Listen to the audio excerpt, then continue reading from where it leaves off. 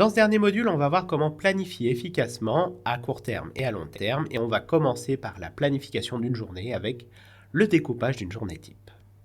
Il n'existe pas de journée type toute faite, et encore heureusement, nous sommes tous différents. Là, ce que je vais te donner, c'est 8 grands temps forts que je t'invite à réfléchir pour voir si ça fait du sens pour toi, et de le positionner ensuite dans ton agenda. Le premier temps fort que je te propose, c'est celui de la phase de préparation. C'est ce moment où, sur base de ta to-do list, tu vas venir prioriser ce que tu vas faire dans ta journée ou dans la journée du lendemain, ou dans les semaines à venir. À toi de voir en fonction du rythme que tu as. Le deuxième temps fort que je te propose, c'est celui du rangement. Le rangement, il est vraiment fondamental pour éviter de perdre du temps et pour gagner en efficacité. C'est un point que je développe beaucoup plus dans la formation Time Saving. Le troisième temps que je te propose, c'est de te garder une marge de sécurité pour gérer les urgences. Tu sais, c'est tous ces trucs pour lesquels tu n'as rien demandé, mais on te demande quand même de les faire. Et si tu n'as pas de marge de sécurité, tu vas te retrouver sous l'eau. Donc garde-toi toujours un temps pour les traiter, et je te rassure, s'il n'y a rien qui te tombe dessus, tu auras toujours l'occasion d'utiliser cette marge que tu avais mis de côté pour faire autre chose. Le quatrième et le cinquième, ils fonctionnent ensemble, c'est la phase d'énergie haute et la phase d'énergie basse. C'est-à-dire que naturellement, nous avons tous dans une journée des moments où on est plus en énergie et des moments où on est un peu plus down. Il y en a, ils sont plus du matin, d'autres plus de l'après-midi, ou plus du soir, ou plus fin de matinée, tu vois.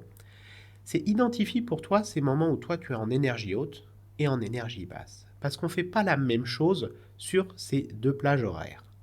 Lorsqu'on est en énergie haute, c'est le moment d'aller faire le travail de fond qui demande de la concentration ou les tâches qui demandent un abattage de masse et que tu vas pouvoir dépoter. La phase d'énergie basse, que tu le veuilles ou non, c'est une phase où tu es moins productif et c'est comme ça et c'est naturel. Et autant aller caler dessus des activités qui vont te consommer beaucoup moins d'énergie.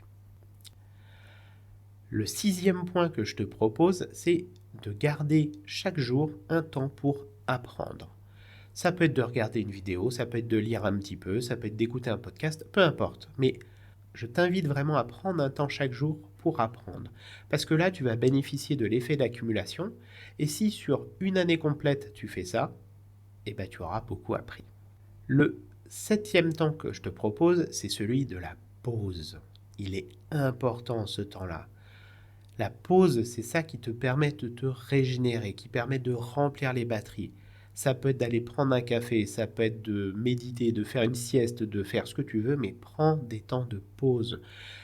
Même les machines, on a besoin de les arrêter pour éviter qu'elles surchauffent. Alors t'imagines bien, nous, pauvres êtres humains, on a aussi besoin de ça. Donc, si tu veux tenir sur la durée, fais des pauses.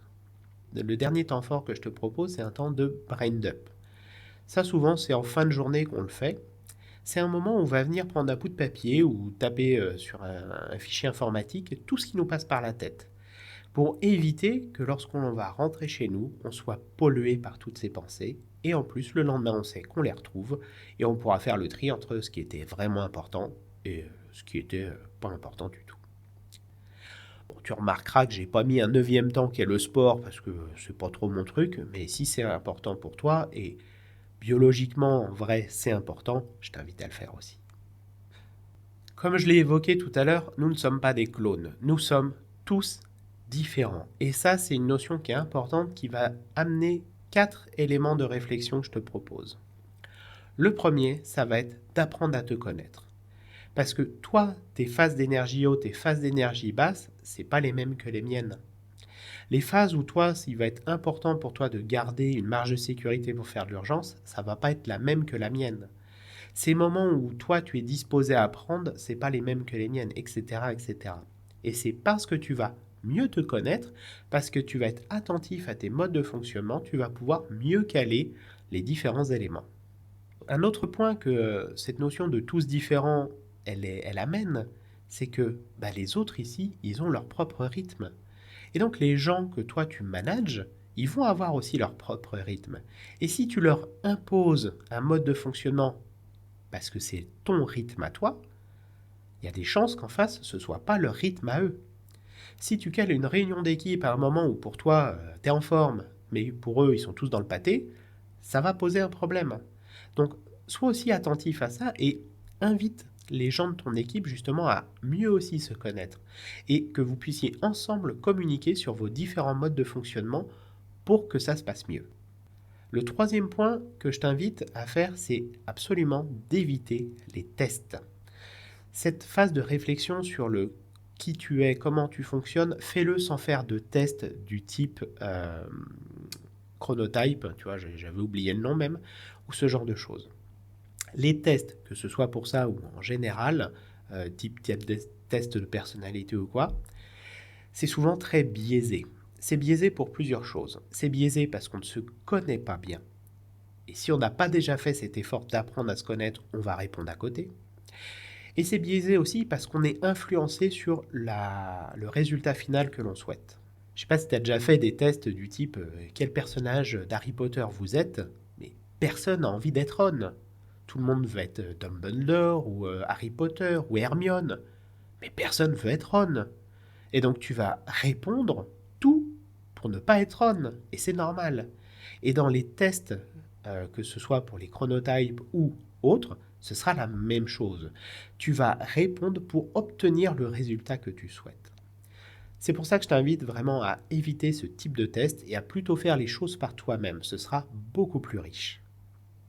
Et enfin, dernier point, c'est que parce que tu vas apprendre à te connaître, que tu vas comprendre comment tu fonctionnes, tu vas vraiment pouvoir organiser ta journée type selon tes modes de fonctionnement. C'est tout pour la journée type et on se retrouve dans la prochaine vidéo pour la planification long terme.